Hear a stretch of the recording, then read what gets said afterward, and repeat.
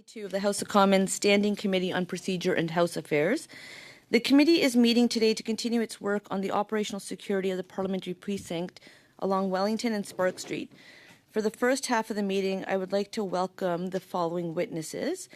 Steve Bell, Interim Chief with the Ottawa Police Service. Michael Duham, Deputy Commissioner, Royal Canadian Mounted Police.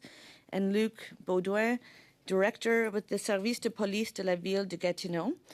And I just want to remind members that we are not here to duplicate the work of other committees.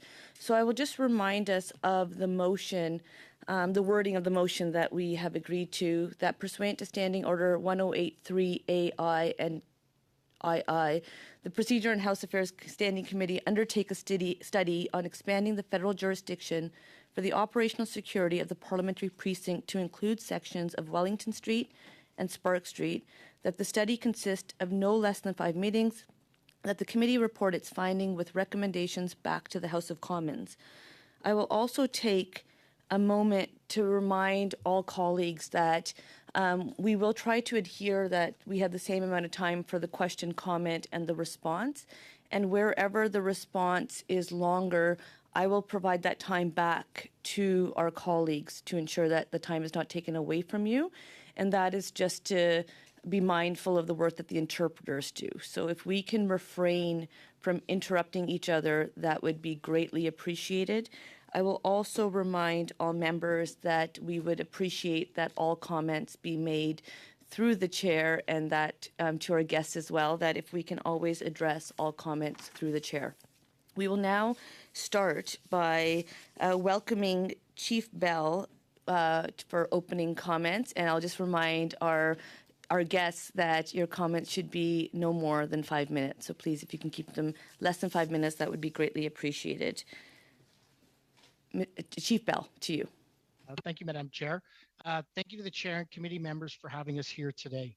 The Ottawa Police Service is the police jurisdiction for the area we are discussing today. We understand how important this topic is for all Canadians.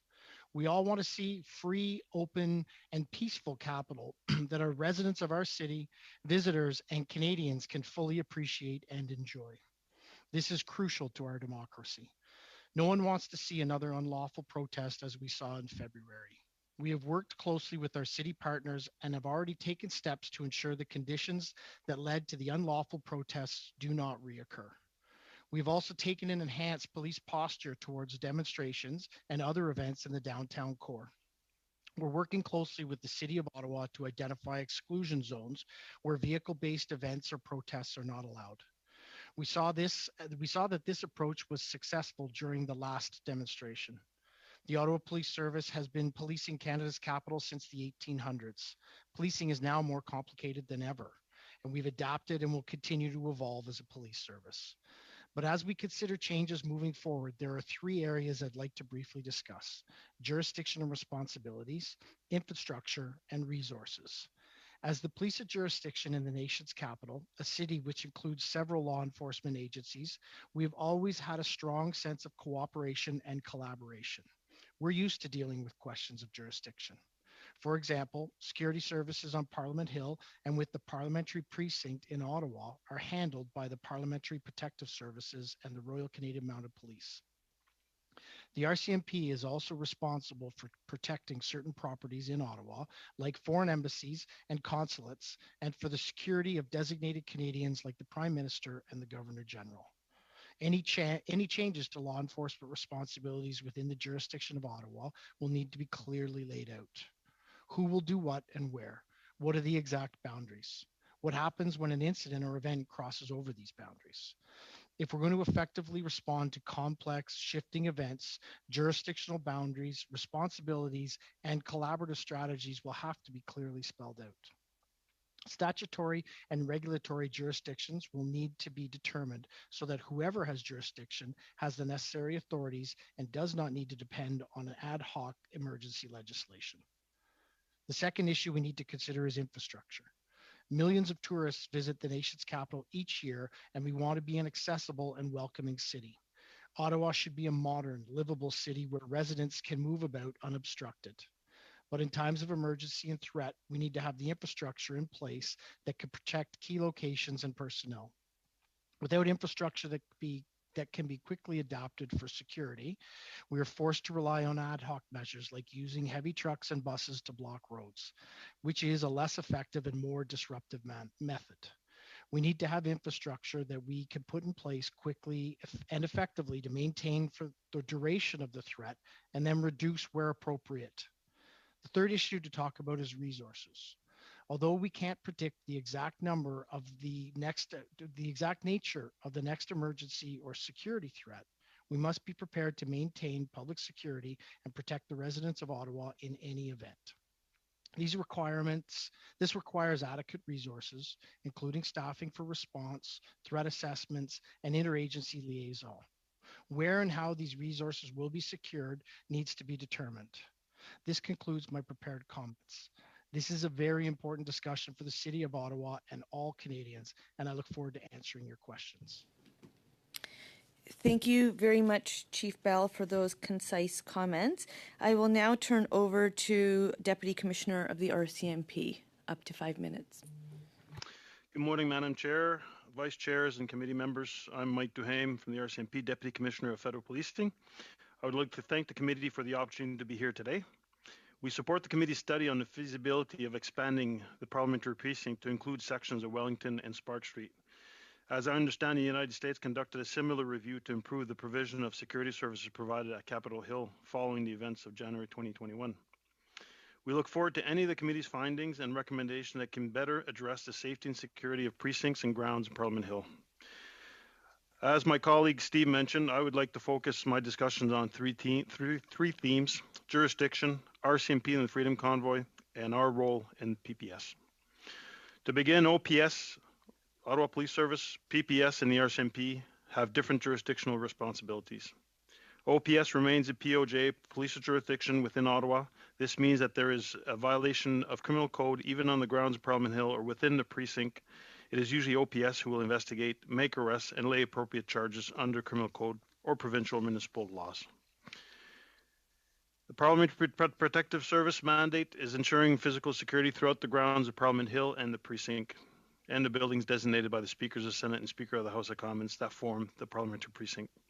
RCMP has both a protective policing and investigative mandate in the National Capital Region to safeguard principal government officials and to investigate federal policing threats related to national security, transnational serious and organized crime, and cybercrime. Next, and as we all witnessed, police services across the country responded to unprecedented, highly disruptive demonstrations and occupations. Throughout the convoy, the RCMP was engaged with its partners through its National Capital Region Command Center. Le Centre de Commandement favorise une The command center wants to have an operational service that is efficient and that provides for security and the enforcement of the law in these situations in the region of the national capital. Representatives, that center would bring together representatives of the PPS, OPS, RCMP, and other groups like municipal partners who would be involved in making interventions in enlightened decision making. What's more, the RCMP, the OPS, and the Ottawa and the OPP put in place integrated command centers for inquiries and investigations in the National Capital Region. The goal is to move quickly and safely. I believe we have obtained this objective in that circumstance, and I do thank the police for their participation. Finally, I would like to talk about our role in the parliamentary precinct. The PPS and members of the RCMP will work together. But in certain areas, the RCMP are a distinct entity in terms of protection of the Senate and the House. Independent from the RCMP. We have distinct mandates and jurisdictional responsibilities, yet we are always willing to be able to assist our partners as required. All RCMP frontline resources have been demobilized from the PPS, leaving the current director of the PPS as the only remaining RCMP member present at the Parliamentary Protective Services. In closing, we look forward to the committee's findings and recommendation. I would like to thank you for the time and the opportunity to speak about this important topic. Thank you, Madam Chair. Thank you so much for those concise comments. Maintenant, Directeur Baudouin. Now, Director Baudouin, you have up to 5 minutes. Madam Chair, members of the committee, first of all, I'd like to thank you for having to consider, inviting me here to consider the SVPVG's perspective on this matter. We will not deal with directly the expansion of the parliamentary precinct. Rather, we're going to be dealing with collateral effects for our municipality, for our operations, and for our community during major events affecting Parliament Hill.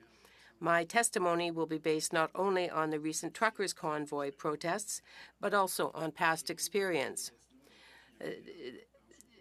The city of Gatineau is the fourth largest city in Quebec with a population of more than 290,000 people.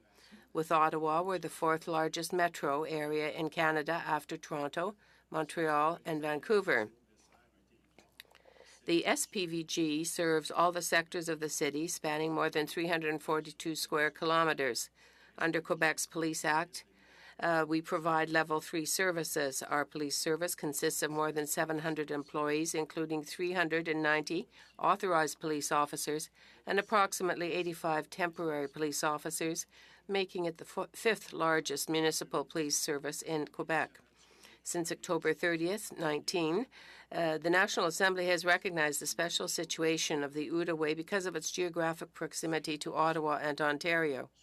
Our two cities are separated by 5 bridges: Interprovincial, Portage, Alexandra, Chaudière, and Champlain. While some of these bridges are under the jurisdiction of the RCMP, one is under the jurisdiction of the Sûreté du Québec. The SPVG is therefore unique among Quebec's municipal police organizations because of its proximity to an interprovincial border and, as a result, its close partnership with the Ottawa Police Service, which is subject to Ontario's Police Services Act.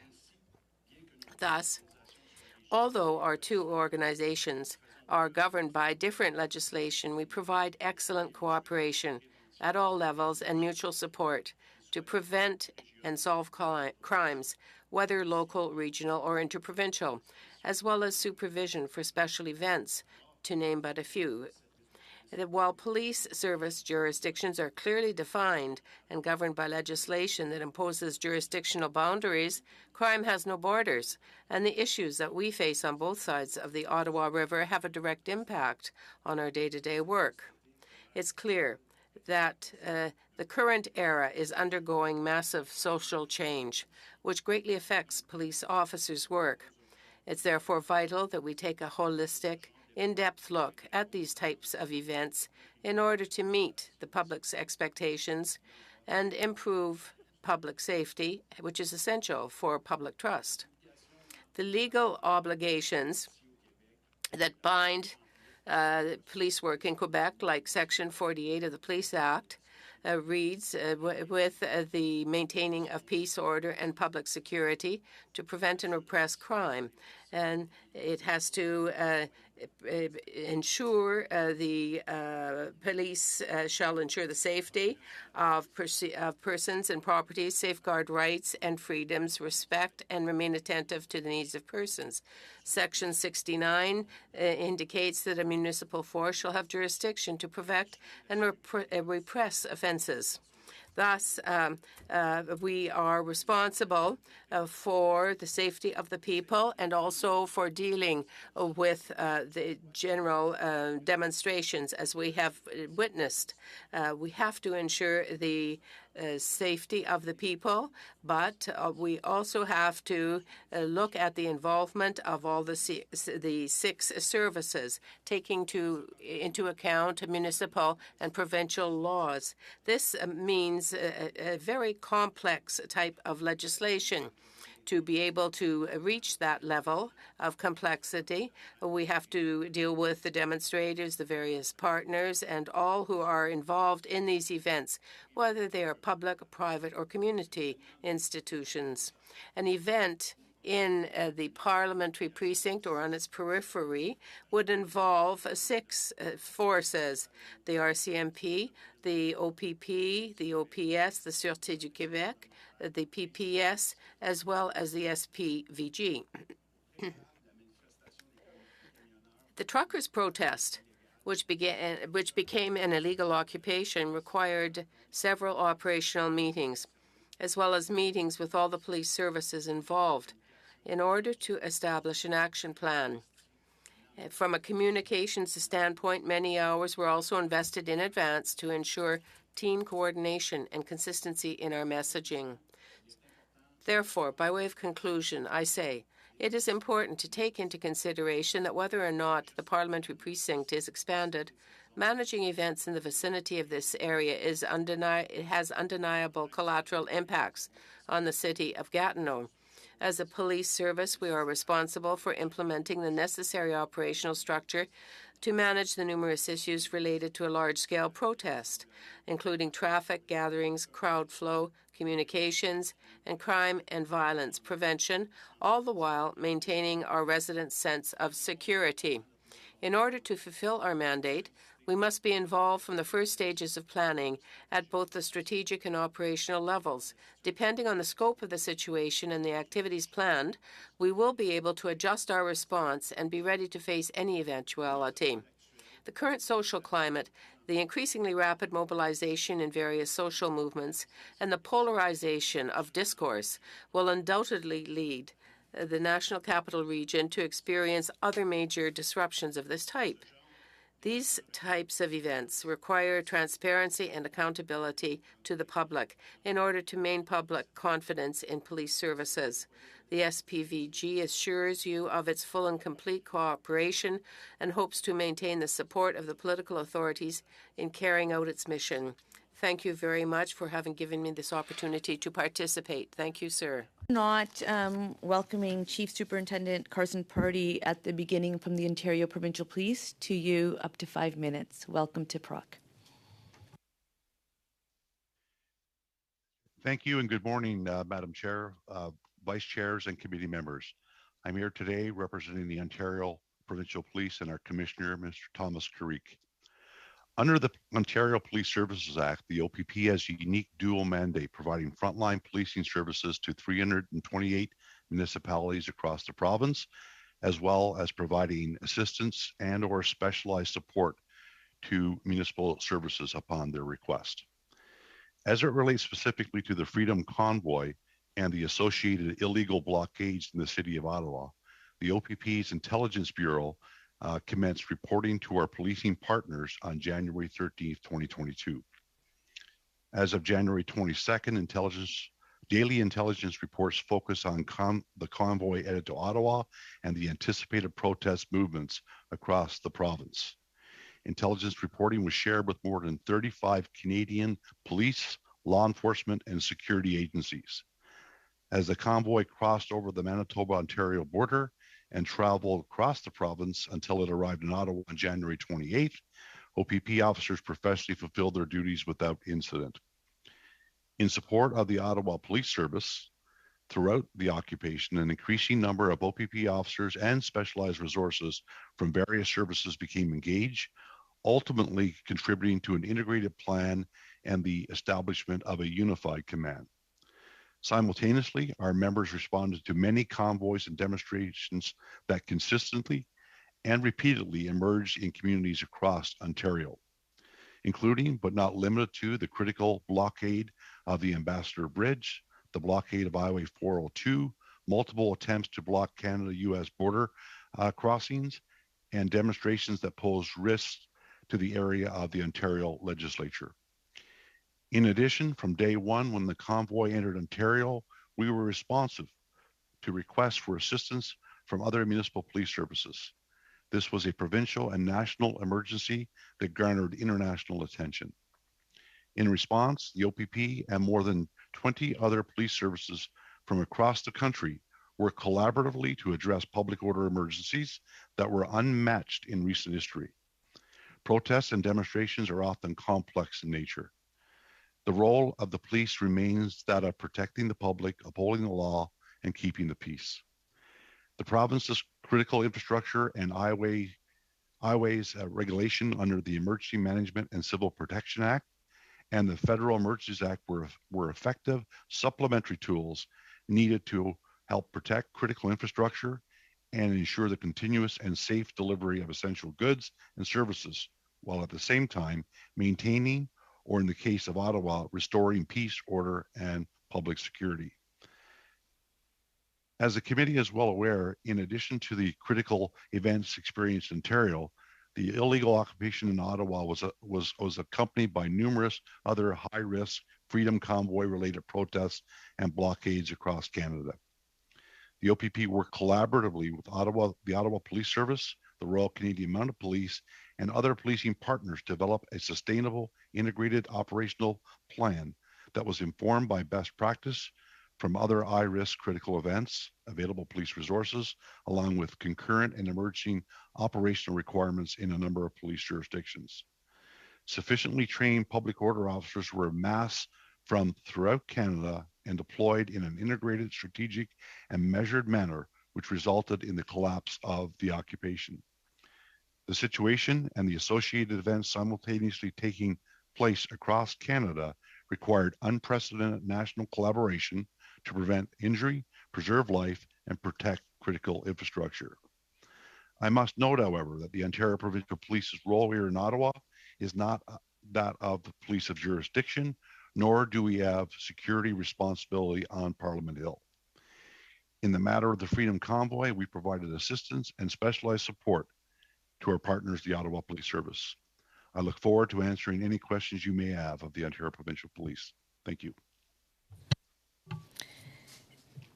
Thank you for those concise comments. We will now enter into the first round of questions, 6-minute round, starting by Mr. Scheer, and then Mr. Gerritsen, Madame Gaudreau, and then Ms. Blaney.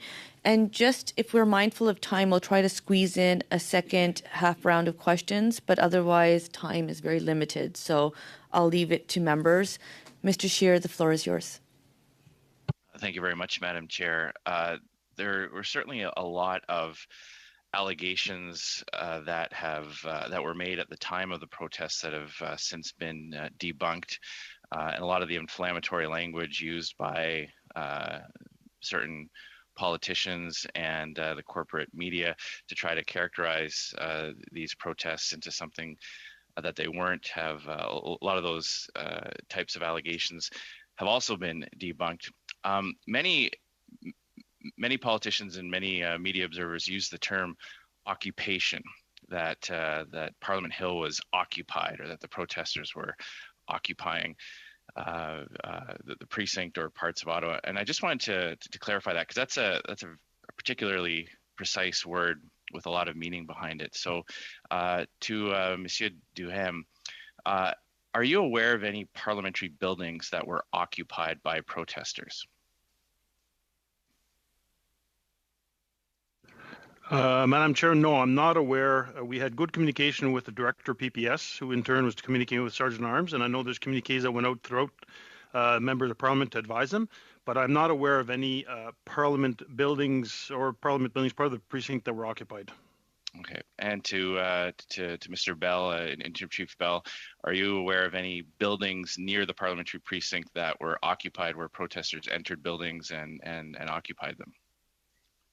Thank you, Madam Chair. So specifically entering buildings, no, that wasn't part of what we saw. What we did see was we actually saw our streets occupied with trucks, with vehicles, with people that were terrorizing our community. That's what we saw. That's the reality. I think it's important that we try not to minimize the impact on our community and on our city. Yeah, it's also important to use precise language, because the parliamentary precinct is very specifically designed, and the word defined, and the word occupation means something very specific. One more question on this line, Mr. Duhem. Were you aware? Did anybody in the Parliamentary Protective Service give you any indication that protesters were preventing access to any of the parliamentary buildings during the protests? Not aware of there, Madam Chair. The Director did not brief me of any such circumstances. So no buildings were occupied and nobody was prevented from entering any buildings on Parliament Hill. So thank you for that. Chief Bell, there were reports, a number of security concerns that were raised during the protests arose from the number of trucks which were allowed to park outside this building on Wellington Street in front of West Block. Did the Ottawa Police Service receive any requests from the Sergeant at Arms or the Parliamentary Protective Service before the convoy arrived to prevent parking on Wellington Street? Was there ever a specific request from the PPS to prevent trucks from parking right on Wellington Street? So, Madam Chair, what I can say is we continually worked with all of our partners, including PPS, to look at how we planned and managed the lead up to the convoy arriving. The Wellington Street, as it exists now currently, is the Ottawa Police Service's jurisdiction. So, although we would not receive any direct request for parking or any sort of exemptions to parking rules, I wouldn't expect to see that, because it was a street that was maintained under our responsibility, and I think something we're here specifically to speak about today. Okay. Many of the streets that were blocked during the protests were blocked by police vehicles. The police, is that true that many of the streets in downtown were blocked by the Ottawa Police? So, Madam Chair, our responsibility as demonstrations unfold is around public safety and public security, and we will block streets off as we identify public safety or security reasons. So there were a number of streets that we did ultimately block off, and that was to not allow further vehicles to access or not allow any sort of public safety concerns to exist. Okay. And the trucks themselves were parked on several streets, but not on others. So were there any negotiations between the organizers of the protest and the Ottawa Police as to where the trucks would be allowed to park, or where and requests made to keep certain streets open? Was there that type of conversation going back and forth? So, Madam Chair, one of the things that we did very, very early on in the build-up to the convoy coming across the city, and ultimately in our response to the occupation, was we took a look at several other protests that had occurred and findings and outcomes from those protest demonstrations, particularly around the demobilization of them. One of the things that we identified that was fundamentally important and a practice that the Ottawa Police Service and almost every other police service across Canada uses is to make sure that we have representative individuals who have direct communication with organizers. Sorry, I've only got about 30 seconds left, Chief. Okay. I'd just like the yes or no answer. Were there conversations, negotiations, discussions as to where the protesters would be allowed to park their trucks? Yes or no? So we had people identified to work with protesters and demonstrators to identify areas where we would see them come in, and ultimately how we would see them exit the city. So is that a yes, that there were? Yeah, there was definitely discussions about where they would go, and then ultimately how they would leave. One final question. Did the Ottawa Police make a request to the federal government to invoke the Emergencies Measures Act? Yes or no? So we were involved in conversations with our partners and with the political ministries. We didn't make a direct request for the Emergencies Act. Thank you for that fruitful exchange. I walk these halls of Parliament often, and I get to gaze at this beautiful portrait of a former Speaker, Mr. Scheer. And so I know very well that when we address comments to the Chair, he knows that rule well. And so just because we are limited time, I did not want to interrupt. I will ask members to address comments to the Chair, just like we've been able to see our guests do. Mr. Gerritsen, 6 minutes to you. Thank you, Madam Chair. Through you to Mr. Bell, do you consider what occurred in Ottawa in January and February in occupation of the streets of Ottawa? So, Madam Chair, I think we've been really clear in terms of our view on what occurred. What started as a demonstration and protest ultimately became an occupation of our streets. Okay, I'm sorry, I'm just so limited on time. I apologize. Mr. Beaudoin, during your opening remarks, you specifically used the term occupation. Do you still stand by that, what you said in your opening comments? Would you consider that an occupation? Madame la Présidente. Madam Chair, I think we have to be very careful about vocabulary because of the French-English translation. When I talk about occupation, there was support from the Gatineau side because there was a group of demonstrators that took over a certain amount of territory in the city of Gatineau, a certain amount of land. So yes, it was an occupation for that private parking lot, but I cannot speak to your use of terminology. Thank you. Mr. Who am I going to? Mr. Duham. I apologize if I'm getting your last name wrong. When the incident was happening, you're the closest connection to the PPS, so that's why I'm asking you. Are you aware that the House of Commons and the PPS issued a hold and secure? Yes, and by the way, Madam Chair, my name was pronounced well, and it Okay. I was aware of it, and that would be the Director of Parliamentary Protective Service that would talk to both the Sergeant-at-Arms and also the Speaker before doing anything. Do you know the last time a hold and secure was initiated? Does it happen regularly when there are protesters on the streets of Ottawa? Madam Chair, I was the first Director of PPS in 2015, and since 2015, I'm not aware of any others.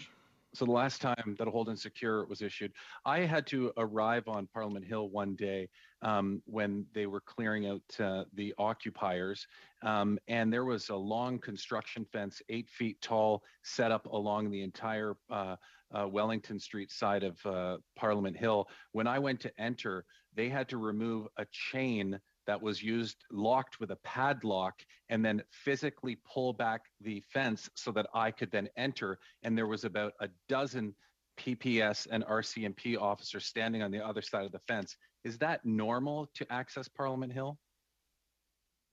I would say, Madam Chair, what we experience in the downtown core in Wellington is abnormal. And you heard it in Mr. Parsons' comments that we've never seen this before. Okay, thank you. Through you, Madam Chair, back to Mr. Bell. In order to enforce the law on Wellington Street, is that as it currently is, the sole jurisdiction of the Ottawa Police? That's correct. Madam Chair, we are the police jurisdiction for Wellington Street. And if, through you, Madam Chair, another law enforcement agency was to come in to assist, there would have to be some form of formal mechanism to enable those officers to assist and enforce the law. Is that correct, through you, Madam Chair? Madam Chair, that is correct. Through you, Madam Chair, to Mr. Bell, when he was making his opening comments, he was talking about shared jurisdiction. It would appear to me, based on listening to his comments, that Mr. Bell is in favor of setting up some kind of infrastructure or some kind of infrastructure or setup in order to have shared jurisdiction there. Did I hear that correctly, or am I taking a leap there? So, Madam Chair, I think what you heard me speak about was the importance of this very discussion. We did talk about police of jurisdiction and our responsibility as the police jurisdiction, and how as different people come into different areas, as the parliamentary precinct would grow, responsibilities would have to be clearly identified between ourselves and any other party like the PPS or like the RCMP to make sure that there is no gaps in our responses. But at the end of the day, for the entire city of Ottawa, the Ottawa Police Service is the police jurisdiction. Do you think that it would be a good idea to extend the jurisdiction onto Wellington Street for PPS and possibly RCMP, however that would be worked out? So I think this is a really important discussion, and I think this is a discussion that I'm very happy this parliamentary committee has undertaken. I think it's a discussion we need to have with Canadians. We want to be an open, livable, progressive city that hosts the seat of parliament, that allows for the safe exchange of ideas, the safe protesting within our area. So we're very open to have that discussion and identifying exactly what the citizens of Canada want and how we would facilitate that. So you're not at the point where you're saying you want to, but you're at the point of saying you're open to the idea of it and having a conversation about it. If I got Madam Chair, absolutely. I think it's an important conversation. My last question for you, if I have time, being the local police force in a city that also holds the capital, there's no doubt that there are added expenses for Ottawa Police. Two questions. Do you know approximately what those added expenses are as a result of being a police force in the nation's capital? And two, are you provided any funding from the federal government to accommodate and to offset the property tax dollars that would normally be funding policing services? So, Madam Chair, in the past, we've had very fruitful conversations with Public Safety Canada and have identified the extraordinary costs for policing here. At this point, we receive, prior to 2022, $3 million a year to compensate for our activity. We're currently engaged in discussing exactly what that amount is moving ahead, as well as looking how we recoup costs for what has so far been a very anomaly filled year. How much has it been this year? Sorry. Okay. We are out of time, but good news is that we can always send information to the committee to continue these conversations. And Mr. Gerritsen, I'd say 50% of your time was through the chair, so E for effort. Madame Gaudreau, je sais que vous allez... Madame Gaudreau, I know you will be speaking through the chair, of course, so please go ahead. Thank you very much, Madam Chair. 6 minutes with millions of questions and parliamentary news. I'm going to... Is everything okay? Yes. So I'm just going to go ahead and ask my questions. But I would like to have succinct answers. First of all, I think about my fellow citizens, people who were upset and never thought they'd see this happen. We have all these police services working together, and there was some attenuations further to 2014. To Mr. Baudouin, when there is a major command center, or perhaps somebody else could answer, when were you called upon to be part of it? Well, I can answer for my part. But I think Mr. Bell can also do so. When? As of the first week, the events were underway and we were involved. Excellent. Mr. Bell, now, please, Madam Chair. When? As the convoy moved across the country, we had a unified intelligence group that was struck up between ourselves, the OPP, RCMP, National Security, as well as other policing agencies. That progressed as the convoy came here to a integrated command center between ourselves, RCMP, and OPP in and about the first week of the convoy occurring. So the command structure was evolving as we moved ahead, but there was always succinct, constructive conversations between ourselves and our partners in terms of planning and how we. Perfect.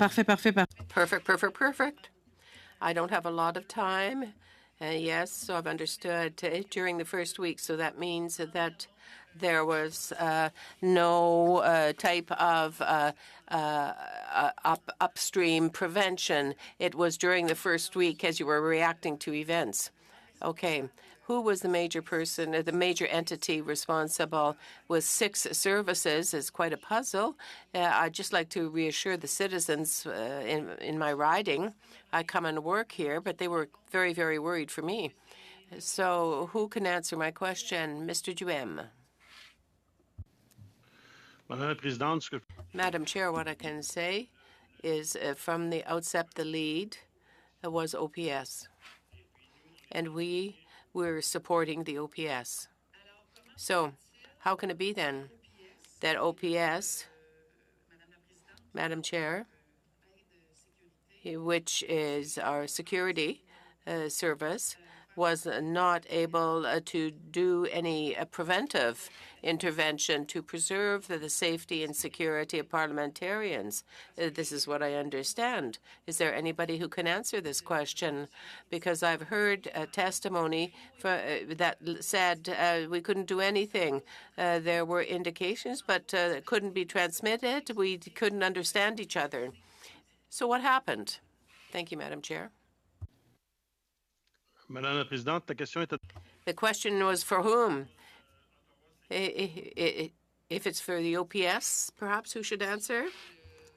Who is... Tout à fait. Please go ahead. So thank you, Madam Chair. I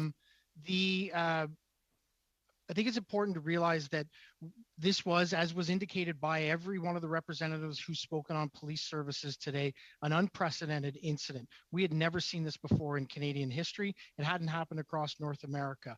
So what you've seen since then is the concerns of safety and security of parliamentarians, the safety and security of visitors to this city, as well as and mainly the citizens that live here have been front and center. That's why you've seen the posture and stance that we've taken moving ahead in terms of creating an exclusionary zone where vehicle-based protest may not occur. We actively balance that with the need to maintain the ability for people to access Parliament and people to be able to protest at the seat of our democracy. So although there have been lessons learned from the convoy, and you've seen those applied over a number of protest demonstrations since then with very successful outcomes. Madam Chair, I wasn't there in 2014, but for those of you who were, I've been told there were lessons to be learned. Yes, that there were some changes by the RCMP and the PPS specifically intended for us. But also there was something done about the parameters. There was an indication about the parameters of the parliamentary precinct, but there was no follow-up. How can it be that that was the case in 2014 and here we are in 22, that there was this incident, and maybe in 2030 we will be faced with something different, and yet there will be no change to the parliamentary precinct parameters. That there may be a major command center, and everybody will say, well, we're all following the big leader who will tell us what to do. So who can explain the fact that nothing was done? Who wants to answer? Who agrees with what I said, or who thinks that maybe there is a solution? Madam Chair, I can give part of the answer, perhaps. I heard that there were 6 police forces who were integrated, more than 6, in fact, because we had the police courses from across the country that came to lend a hand. So, indeed, as described, in 2014, recommendations were made. In fact, there were 67 recommendations that were made, but most of those recommendations were implemented. That was the operational beginnings for the PPS and the RCMP. This is an issue of structure. I can say that the issue of extending and enlarging the parliamentary precinct is still on the table. Thank you so much. I must have 10 million questions to ask, but I'd like to know if we could have those recommendations so we could perhaps see what lessons can be drawn from their recommendations so that we can work upstream instead of downstream all the time, because this is going to happen again. Donc, merci beaucoup. Well, thank you very much indeed. Madame Gaudreau. 6 minutes to you. Well, thank you, Madam Chair, and I will do my best to ask every question through the chair. So if I may, through you, Madam Chair, just thank all of the witnesses for being here today. I really appreciate your testimony and reflect on the fact that this was something that we have never seen before in this area, or in fact in Canada, and that there was some serious concerns. So if I could, through you, Madam Chair, just ask a question of Chief Bell. One of the things that we're talking about today, of course, is expanding the jurisdiction. And in your testimony, you talked about how important it is to have things clearly laid out so that there can be a collaborative method moving forward with any kind of incident that may happen.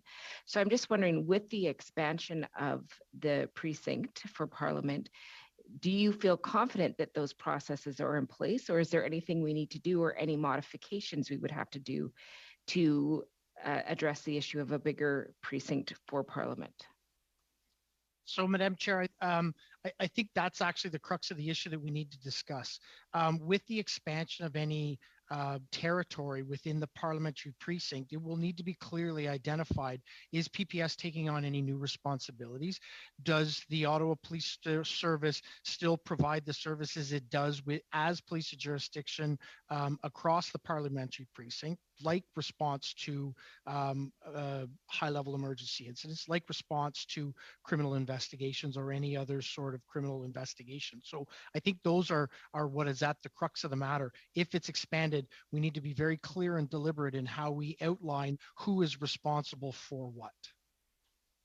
And so through you, Madam Chair, again to Chief Bell, there was a discussion or in your statements earlier, you talked about the need for a deep part of collaboration. So are those structures in place now? Have we learned from the experience we lived through, and are those in place now? And I guess the other part of that question is right now, Wellington in front of Parliament, the precinct there is blocked off. And we know that we did have this motorcycle group come in not too long ago, and obviously it was a very different reality. So I'm just wondering, are those collaborative methods there in place? And the second part is, with us having that blocked off, did it have an impact on your ability to collaborate with the other partners to keep people safe?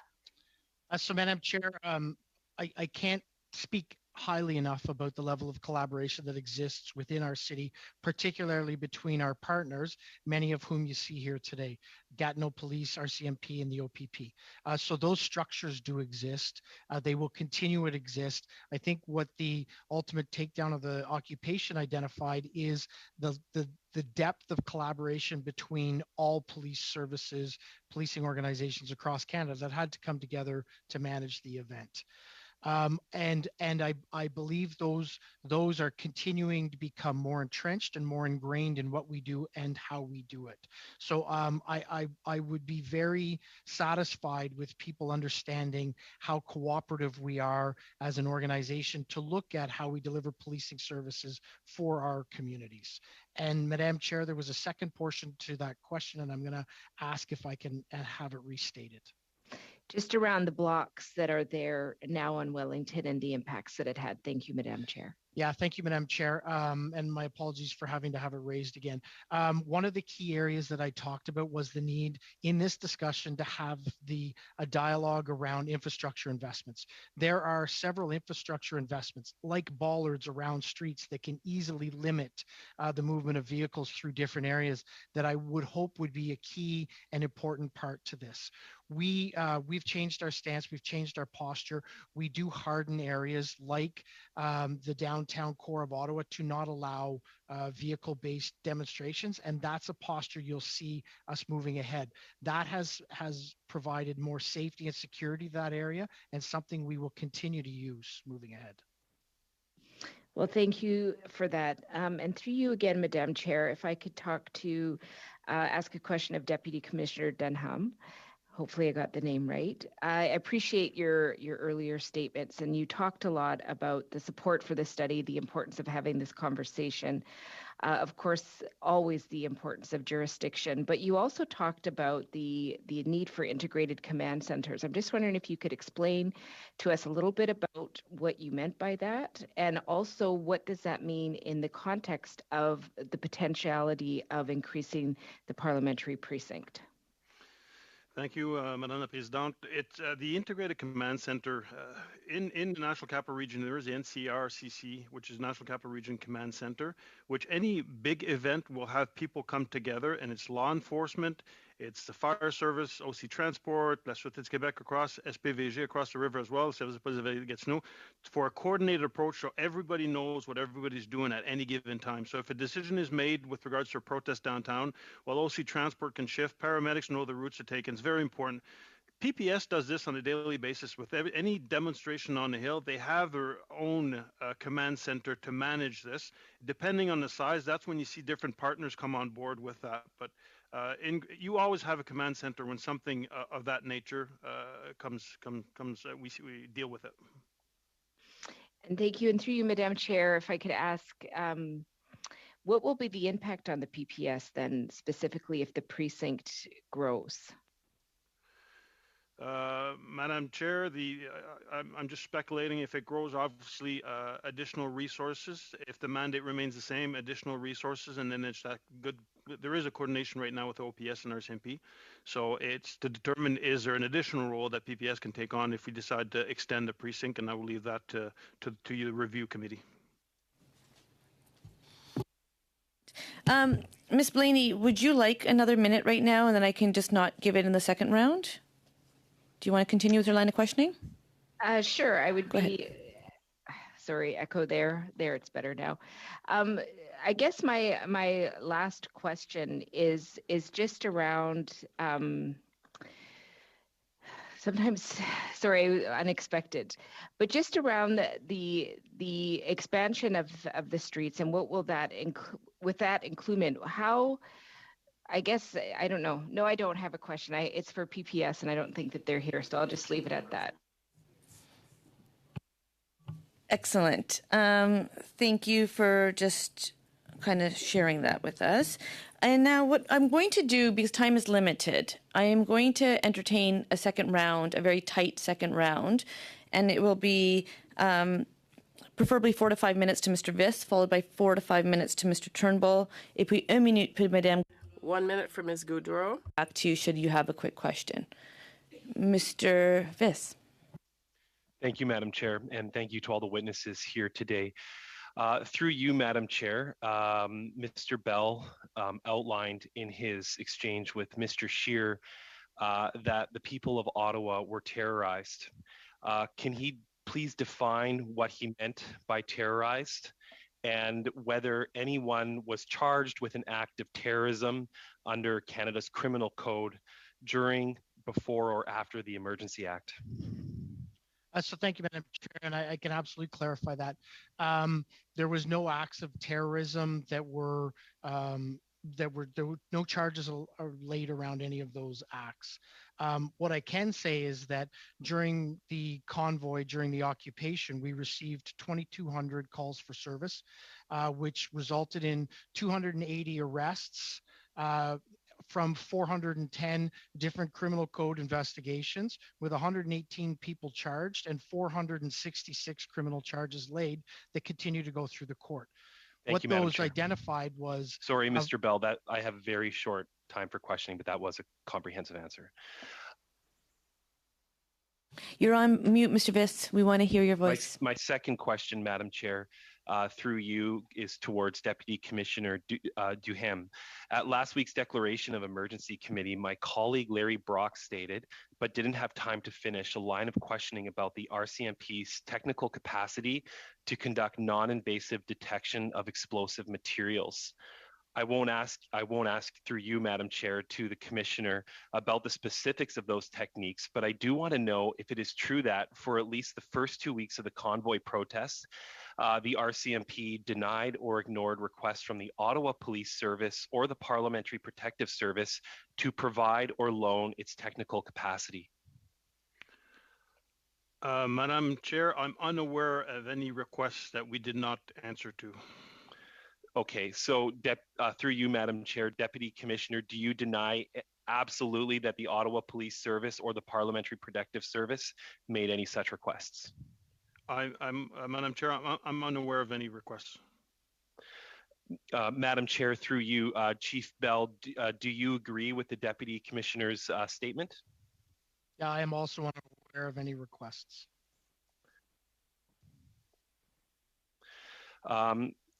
Through you, Madam Chair, to Chief Baudouin, was the Gatineau Police capable of handling whatever spillover events occurred on your side of the Ottawa River during the convoy protests? Madam Chair, thanks to the cooperation of the Coordination Centre, we were able to anticipate activities on the Gatineau side and deal with them as needed. Thank you, Madam Chair. Through you, Madam Chair, some of our Liberal colleagues have proposed expanding, as we've been discussing, expanding federal security jurisdiction into downtown Ottawa. Given the previous answer from the Chief of Police from Gatineau, would having more federal entities exercising greater on-the-ground policing or security authority in the city of Gatineau help or hinder Gatineau's police service to do its job? Madame la Présidente. Madam Chair, once again, the expansion or not of the parliamentary precinct will require coordination of all partners. That's the secret to success. Okay, Madam Chair, how much time do I have left? 10 seconds. Okay, thank you, Madam Chair. Mr. Viss, I always enjoy you. Thank you so much for your concise answers and not interrupting too much. So thank you. Mr. Turnbull. Well, thank you for everyone being here today. It's an important conversation and appreciate your leadership and hard work. So I want to ask a very simple question about, and I think, Mr. Bell, I'll start with you on this one. I think you answered this in your opening remarks, but I want to just get it on the record one more time. Would you say that having optimum clarity of role and jurisdictional responsibility improves crisis management in an emergency situation like the occupation of our downtown? Madam Chair, I can absolutely say that is the case and what led to success. Thank you very much. And Mr. Bell, maybe I'll also ask you, in terms of MP security and safety and staff that work on the Hill, how many incidents were you aware of where MPs or their staff were either harassed or threatened in any way by the occupation?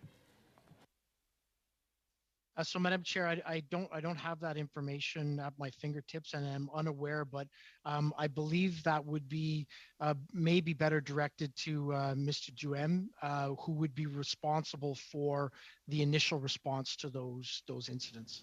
Yeah, and I asked you, Mr. Bell, on purpose because I really wanted to understand that.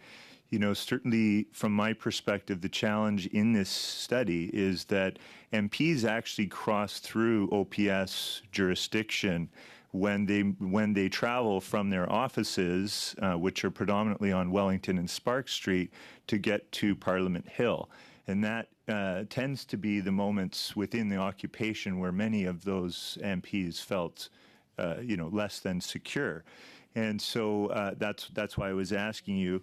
Mr. Duhem, maybe I'll ask you a similar question, but I think more related to ministers, and specifically the Prime Minister. I know that there were trucks parked along Wellington Street just meters away from the Prime Minister's office, and certainly this must have posed risks for you in terms of your mandate. Would you agree with that? I would agree with that, Madam Chair. Great. And, does Wellington Street, being someone else's, another police's jurisdiction, create challenges in these types of unprecedented situations for you, in fact, to actually fulfill your mandate? Correct, Madam Chair. Thank you. And how can we prevent those types of, I understand that we're here and we're talking about an unprecedented situation. So we're not trying to I'm certainly not trying to pit any police agency, against one another. We're really working together to try and say, how can we prevent this from happening again and make sure that our Parliament, can function? And I understand Mr. Bell's responsibility is predominantly for the citizens of Ottawa, and Mr. Duhem and the PPS, their responsibility is for ensuring that MPs can get to and from their workplace and be secure. So, Mr. Duhem, can you tell me how we could prevent this from happening? Would expanding the parliamentary precinct remove some of those vulnerabilities? I do believe that I look forward to the review of the committee, but I do believe that if you expand it, it will have an impact on the main buildings on Wellington that we attend on a regular basis with the Prime Minister. Thank you, and I'll hand the rest of my time to Mr. Naqvi, my colleague. 30 seconds. Chief Bell, if vehicles are prohibited from Wellington Street, does that enhances the security along Wellington Street? So, Madam Chair, it enhances the security from any sort of risk or threat that could be borne by a vehicle. So I would say yes. Excellent. Madame Gaudreau. 1 minute, Madame Gaudreau.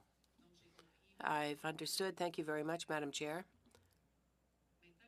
Now that we know it was in the first week that all of this was orchestrated, and now that we know that there could have been some upstream undertakings and activity done, and we're aware of that, and that the RCMP had a direct line with the minister in question, the Speaker of the Senate, the Speaker of the House of Commons, and that there was some concern expressed by parliamentarians about what was happening in the streets. 69.54 says that help for parliamentary safety is important. So, Mr. Duhem, how can it be that there was no advance upstream planning, some sort of go planning that would have allowed for planning, maybe even at the provincial level, the Ontario provincial level? Why was there no advance planning? Madam Chair? What type of intervention, Madam Chair? Madam Chair, that all things necessary would have to be done to protect the parliamentary precinct and parliamentarians. Okay, well, we were in very close communication with the director of the PPS, and the director was in direct communication with the Sergeant at Arms and with the Sûreté as well. And so and the RCMP, rather, to protect the safety of the elected members and senators. There are 2 points. We said there were certain places where we did not recommend people should go, but we would provide an escort. And that decision was taken. Other elected members decided to walk from building to building, nonetheless. Question? So I would, Madam Chair, and if I could direct it to Chief Bell, one of the things that I'm curious about is if the precinct is increased and that jurisdiction is increased, who would support small businesses who I know through this suffered tremendously during the occupation? Who would attend those? Because PPS is only in charge of Hill staff and MPs and stuff. So who would support the businesses in the jurisdiction if it was expanded? So, Madam Chair, and I think it's an important distinction, if the parliamentary precinct would be expanded under the current framework of the PPS, that would be for security reasons only. So it would be a security posture similar to what's provided on the Hill now, expanded to an outside area. We would still remain police of jurisdiction. We would still be responsive to any sort of criminal code incident. So it would continue to need to be a partnership between ourselves and PPS as we moved ahead. Excellent. Thank you so much. On behalf of all committee members, I would like to thank all witnesses for your time today with us. Merci beaucoup pour votre temps. Thank you very much for your time and for the information you shared. We welcome submissions. So if there's other information you would like committee members to consider, we would not limit any opportunity to write to us. So please do, through the clerk, provide us any information. With that, I will suspend committee for a couple seconds while we switch over to the next panel. Thank you. Keep well and safe, everyone. Merci beaucoup.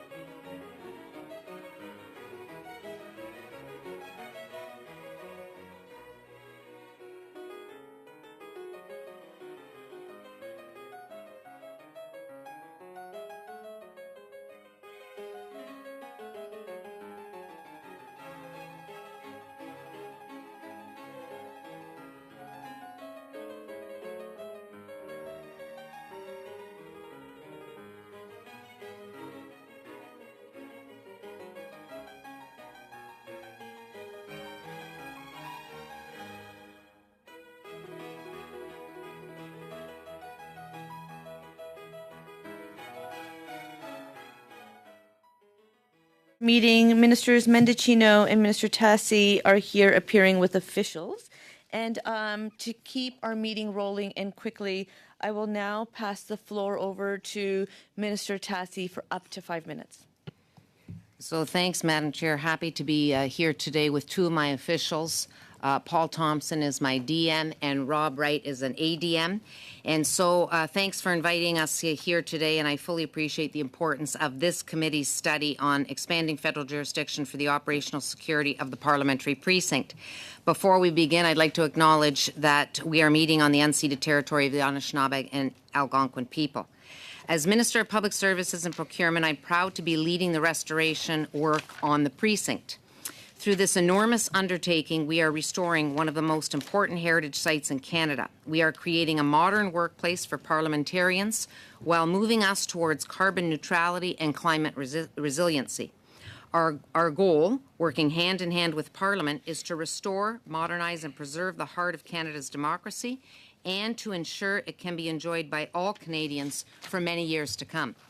Madam Chair, the precinct itself goes beyond Parliament Hill and includes the 3 city blocks facing the hill, extending from Elgin Street to Bank Street, and it also includes the Senate Building of Canada and the Wellington Street and Spark Street running through and defining the precinct. In addition to Parliament, the precinct is the home of the office of the Prime Minister and Privy Council and the future Indigenous Peoples Space. The Supreme Court is its next-door neighbour. Suffice it to say, this is one of the most significant spaces in our country. It cradles our democratic institutions, and it is where Canadians come to celebrate, mourn, reflect, and express their democratic voice. As you can imagine, the precinct is a complex environment involving many stakeholders with varying and overlapping areas of accountability. As custodian for the parliamentary and judicial precincts, Public Services and Procurement Canada is responsible for their operations and securing the authorities and funding to do so. My department also has an important role to play, not only in the planning and delivery of accommodations, but also in helping to operationalize security requirements, which are determined by partners. Within my portfolio, the National Capital Commission has jurisdiction over federal land use and design, and they are responsible for the visitor experience along Confederation Boulevard. Finally, the City of Ottawa holds responsibility for all municipal infrastructure, including city streets. When it comes to security, Madam Chair, the landscape is no less complex, as my colleague, Minister Mendicino, will soon describe. As you well know, recent illegal protests have illustrated the challenges that come with multiple players and jurisdictional barriers. They laid bare issues of ownership and control, security, and governance, which particularly during the early part of the protests undermined a coordinated and coherent response. But these issues are not new, Madam Chair, and the complexities they bring far reach beyond security. In fact, more than a decade ago, the Auditor General reported that the complex governance and the lack of clarity pertaining to the roles and responsibilities for the parliamentary precinct posed a significant risk for the implementation of the long-term vision and plan. The Auditor General is currently undertaking a follow-up audit that is to be tabled in Parliament in 2023. Although we have achieved much over the past decade, including a strong record of delivering projects, many of the same risks remain. In fact, I'd say they've increased. Not only has the global threat and risk level continued to evolve, but the complexion of the precinct has changed. Within the next decade, approximately 50% of all parliamentary offices will be located on the other side of Wellington Street, meaning Wellington will no longer serve as the border for Parliament, but instead run right through its core. With a new sense of urgency to address security in the precinct, there is an opportunity to deal with long-standing issues around governance more broadly.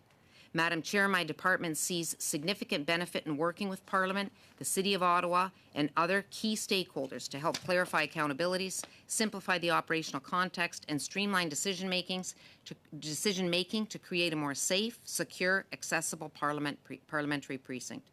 And of course, one of our main objectives is to ensure access of the precinct to visitors. So when we look at any issue, including security, we need to make sure that we consider how it affects all facets of our long-term vision and plan, ensuring we have solutions that work for local residents and all Canadians so they can continue to take pride in their national capital. From my perspective, the key to putting a plan together that will result in real change will be collaboration and coordination, or to simplify it into one word, partnership. Parliament can count on Public Services and Procurement Canada as a partner in this important endeavour, and I'd be happy to discuss our work on this front. I look forward to your questions and look forward to working with this committee. Thank you very much. Excellent. Thank you, Minister Tassi. Minister Mendicino. Merci, Madame la Présidente. Thank you very much, Madam Chair, and thank you, Vice Chairs, honourable committee members as well. Thank you for providing us the opportunity to speak to you on this very important issue. I'm joined by the Deputy Commissioner, Michael Duhem, someone from the RCMP who you know well. The operational security of the parliamentary precinct, including sections of Wellington and Spark Street, as my colleague Minister Tassi just alluded to. And we look forward to your findings and recommendations. In my brief this morning, I'll speak to the Parliamentary Protective Service, or PPS, that is well known to all of us, and to the illegal blockades which we witnessed during January and February of this year. Colleagues, as you know, the PPS is mandated to provide integrated physical security through the parliamentary precinct and the grounds of Parliament Hill. It was created following the security challenges that followed the terrorist incident in October 2014. Shortly after its creation, my office signed a MOU with co-signatories, the Commissioner of the RCMP, the Speaker of the Senate, and the Speaker of the House of Commons. Excuse me. The goal of that MOU was to ensure a clear distinction of authorities and responsibilities. Today, the PPS is comprised of personnel from the former Senate Protective Service, the former House of Commons Security Services, and as legislated, the Director is a member of the RCMP. The PPS is a separate entity from other law enforcement partners, and it takes direction from the House of Commons and the Senate. Which brings me to our most recent security challenge. Now, colleagues, in January and February of this year in Ottawa and at various locations across the country, we witnessed illegal blockades that disrupted the lives of countless Canadians. They harmed our economy and endangered our public safety. During the movement's early stages, we saw a gain in momentum across the country with significant increase in disruptions in Ottawa, just outside from where we're gathered today. Thousands were incited at our borders, legislatures, monuments, and right here in front of Parliament Hill. Wellington Street was overrun by blockaders entrenching themselves with structures and propane tanks. And as you recall, the Rideau Centre was shut down and small businesses were shuttered. The 911 service in Ottawa was flooded with calls, all of which lasted nearly a month in Ottawa. Before, during, and after the illegal blockades in our nation's capital, the Ottawa Police Service was and is the police of jurisdiction. However, the RCMP was fully engaged with the OPS, the Ontario Provincial Police, other law enforcement partners, as well as the PPS through the RCMP's National Capital Regional Command Centre. This allowed for real-time operational coordination between all partners. The RCMP, OPP, and OPS also established an integrated command center to develop and oversee a joint enforcement plan under the leadership of the OPS. All of these actions brought a safe end to the illegal blockades, restored order, and ensured the safety and security of Canadians. And during the blockades, I think we're all aware of the extraordinary service of the PPS in maintaining its operational and physical security in protecting parliamentarians, parliamentary staff, employees, and visitors to the precinct and to Parliament Hill. And I would just pause to note that I think many of us saw the reports of those illegal blockaders who were deliberately and consciously trying to overwhelm the job that the PPS was doing, pressing beyond barricades, pressing beyond PPS. And indeed, that was a very alarming example of the way in which public safety was undermined. So I do want to take a moment to thank the members of the PPS, the RCMP, and indeed all law enforcement for the extraordinary work that they did in restoring public safety. I eagerly await the finding of the Joint Parliamentary Committee and the declaration of emergency and the public inquiry into the Emergencies Act, which is being led by Justice Paul Rouleau. With that, Madam Chair, I want to reaffirm that the government looks forward to the committee's findings and recommendations, and we want to thank you for your time and careful attention to this issue. Merci. Minister Mendicino, very succinct, very welcome. Well, you asked me to be fast, Madam Chair, so Thank you so much. I was on the fast clock. I just want to note that it is noted and it's appreciated. We will now enter into 6-minute rounds. We will start with Mr. Scheer, followed by Mr. Naqvi, puis Madame Goudreau, and then Ms. Blaney. Mr. Scheer, 6 minutes to you through the chair. Thank you, Madam Chair, and I'll just be splitting my time with Ms. Block, if that's all right with everyone. Just a series of very short yes or no questions to Minister Mendicino through you, Madam Chair. Did the Ottawa Police Service request the federal government to invoke the Emergency Measures Act? We had consultation with law enforcement involving a number of very prescribed powers under the Emergencies Act prior to its invocation. Right. Is that a yes or a no? Did the Ottawa Police Service request the Emergency Measures Act to be invoked? Mr. Scheer, there was a very strong consensus among law enforcement that the Emergencies Act was necessary, as stipulated in the letter from the Canadian Association of Chiefs of Police, who said, and I quote, that the unprecedented acts of civil disobedience preceded the invocation of the Emergencies Act. So which police service during the protest made the request? Mr. Scheer, as I've said on a number of occasions now, we had robust exchanges with law enforcement, including the RCMP, including on the very prescribed measures under the Emergencies Act, which were used responsibly to restore public safety. I am pausing the time because we love how PROC committee functions, and we function at the Procedure and House Affairs Committee through the chair. So I would appreciate that all comments and responses be made through the chair. Mr. Scheer, I have paused your time, and I will return the floor to you. Point of order, Madam Chair. In terms of relevance of Mr. Scheer's questioning, I'm not understanding how his questions around the use of the Emergencies Act is relevant to the current study. I will just note that there is another committee for the Emergency Act. This committee, as I read the intent of the motion early on, I'm sure Mr. Scheer's comments are going to come to the purpose of this study. So back to you, Mr. Scheer. Surely the minister should be able to tell us which law enforcement agency requested the invocation of the Emergency Measures Act. Point of order, Madam Chair. The line of questioning has become very repetitive, and once again, I find it to be irrelevant. It's been asked and answered, and Mr. Scheer should be moving on to his next question. Well, Madam Chair, if I could respond to the point of order without taking up my time on the questioning. If the members of the Liberal Party don't like the line of questioning, they're free to pursue a different line. We're talking about expanding the jurisdiction of the Parliamentary Police Service in response to a series of events in which the federal government used the Emergency Measures Act. So trying to understand which of the police entities around Parliament Hill made that request, I think is absolutely relevant when we're discussing and contemplating expanding jurisdiction of the Thank you, Mr. Scheer, for making that point. I see Mr. Viss has a double hand up. Mr. Viss. Oh, thank you, Madam Chair. And I would be remiss if I didn't mention that when Mr. Turnbull put forward this motion, it was for political purposes in conjunction with the Emergencies Act. In addition, Mr. Mendicino referenced specifically the Emergencies Act in his opening statement. So for the Liberal members to start playing politics right now is very, very dangerous on a very serious matter. I think the question is completely relevant, and I would encourage you, Madam Chair, to enforce the rules of this committee, which completely allow for this line of questioning. Thank you, Madam. Thank you, Mr. Viss. I am just going to, and as you know, I have no problem suspending the meeting if we need to. I think this is important work that we are doing. I think Minister Mendicino is capable of answering questions, and I think I will also state that I believe that he has answered the question, but it is Mr. Scheer's time, and I am mindful of the comments that have been made. Mr. Gerritsen, I will give you a quick second.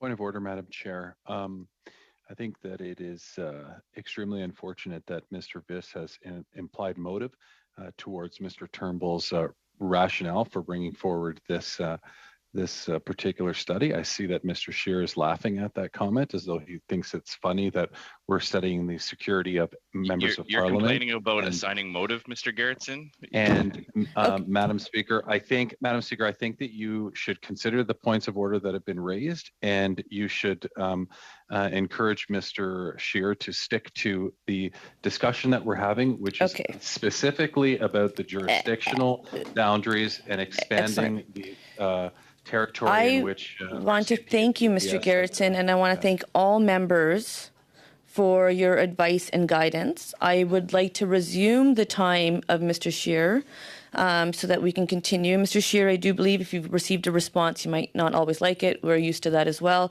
that we do move on. So I'm going to start the clock back on for you. I had paused it the whole time, and I'm passing the floor back to you, Mr. Scheer, and your comments through the chair. I appreciate that, Madam Chair. I will just point out that although my questions were responded to, I haven't received an answer.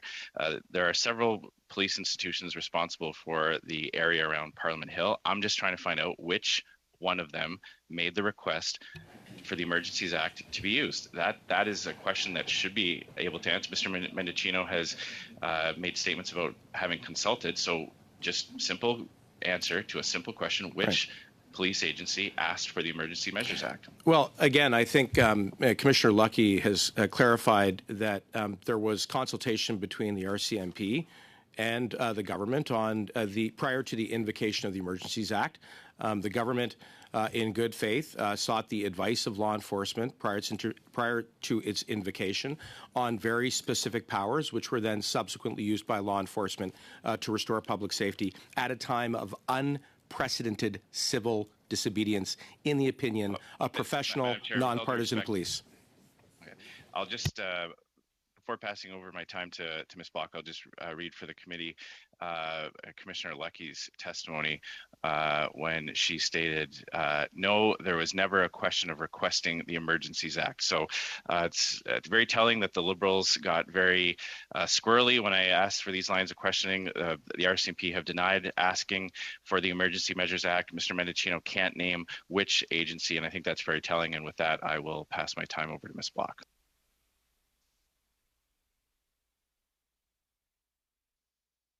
Mrs. Block, you're muted. I'm pausing the clock. I don't know why I don't hear your voice.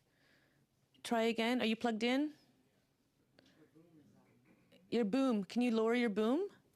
The microphone. Yeah, try that. Let's see. There you go. All right, resuming time. Over to you. Thank you very much, Madam Chair. And I guess what I should ask is how much time has my colleague handed over to me? Just under 3 minutes. Under 3 minutes. All right. Thank you so much, Madam Chair, and thank you to our witnesses for joining us today. I have a number of questions I'd like to ask, but I'm sure with the limited time I have, maybe some others will follow up.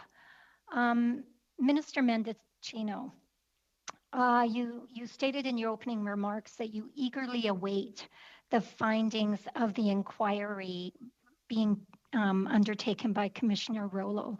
And I guess my first question would be that, this committee is now taken with the topic about security jurisdiction and the precinct security. And I'm wondering if you would agree that this topic about security jurisdiction would naturally be one which Commissioner Rollo would turn his mind to during the course of his inquiry.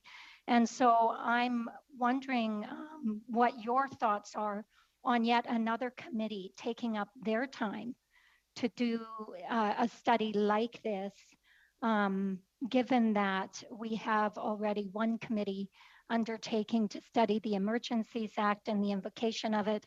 We have an inquiry that's happening, and we have your colleague, Minister Tassi here, who is overseeing a study and a group called the Long-Term Vision and Planning that are looking at the precinct and all kinds of changes that may be taking place to that. Madam Chair, through you, I would just thank Ms. Block for her question. Yes, I think me and all of us on the government side are very grateful to this committee for studying the issue of jurisdiction and security in the parliamentary precinct, because, as I've said, law enforcement described the public order event last winter as being unprecedented in terms of its scope and its size and its disruption.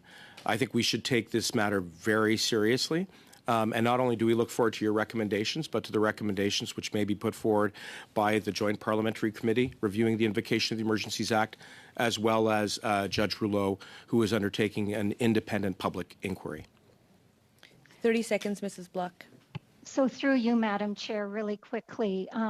So then, Minister Mendicino, do you support your colleague's proposal for a major expansion of federal security jurisdiction within Ottawa and across the river into Gatineau? Madam Chair, I think Ms. Block asks a very important question, and certainly I do think it merits a very robust conversation.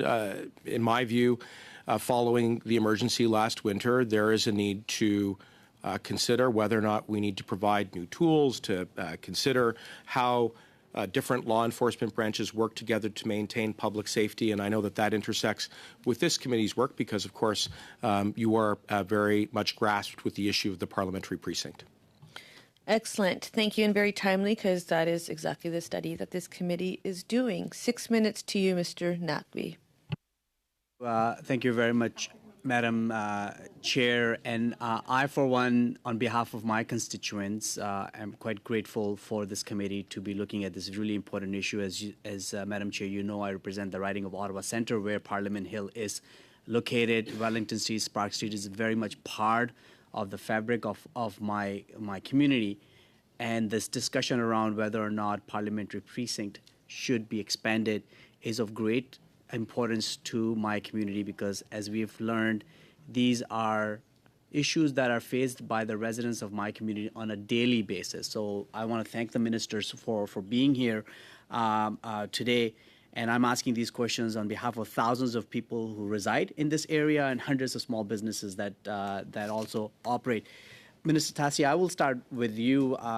You started talking about the restoration project that the Parliament buildings are going through. Maybe I'll start at 30,000 feet.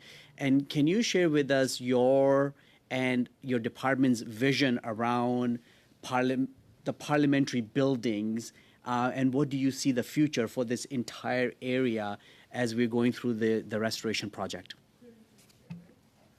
Through the chair. Thanks, Madam Chair.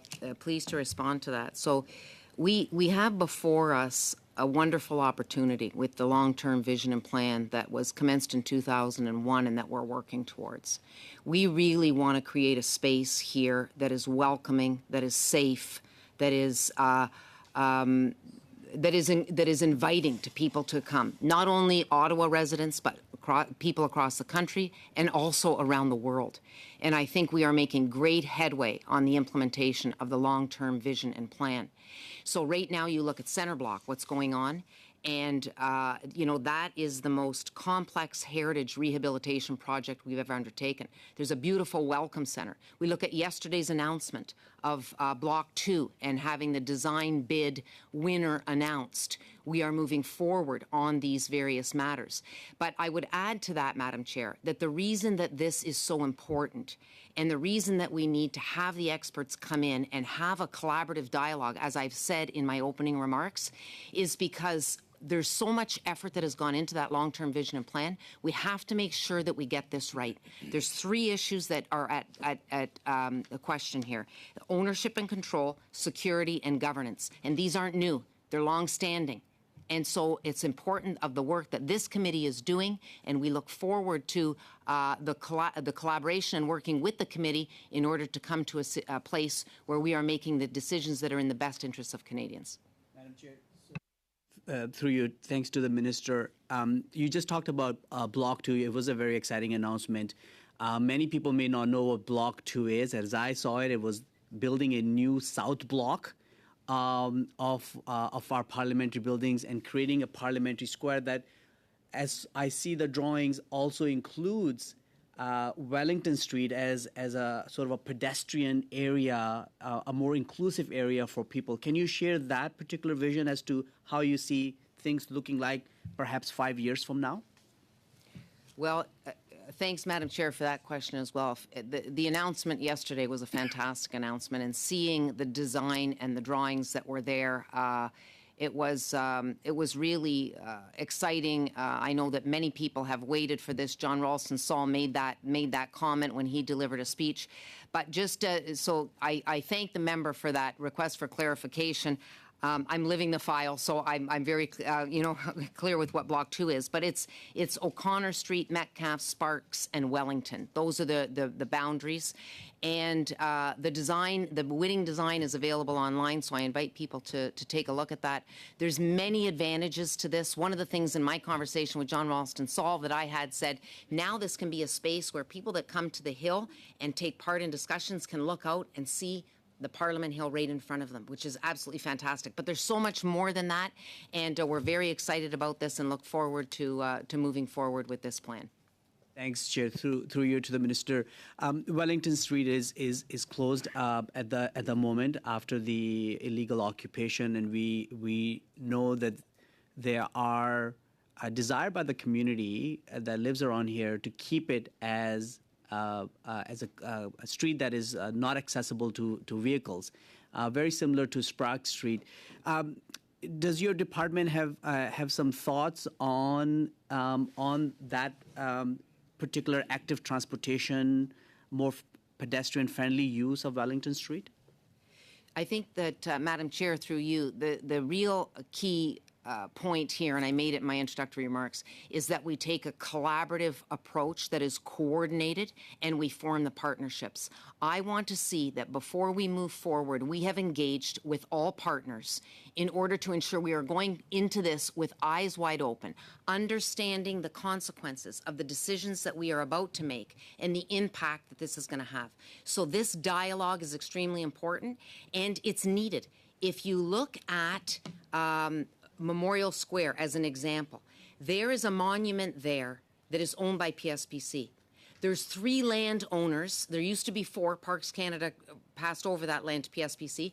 3 landowners that own that land. You can see then the jurisdictional challenges. So my main point today is that we have to have collaborative, coordinated conversations where we are doing everything we can to get all the information to make decisions that are in the best interests of those of Ottawa, Canadians, and we're willing to do that as a partner in PSPC. Thanks to the ministers for being here today. Excellent. Thank you so much, Madame Gaudreau. You have the floor, Madame Gaudreau. And we will, you have time. We're going to merge the first and second round. Does that mean what? I have 7 minutes?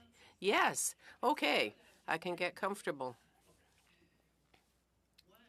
Well, I'm a very pragmatic person. For those who know me, I speak on behalf of the people in my riding, but also on all our behalf in terms of our security needs.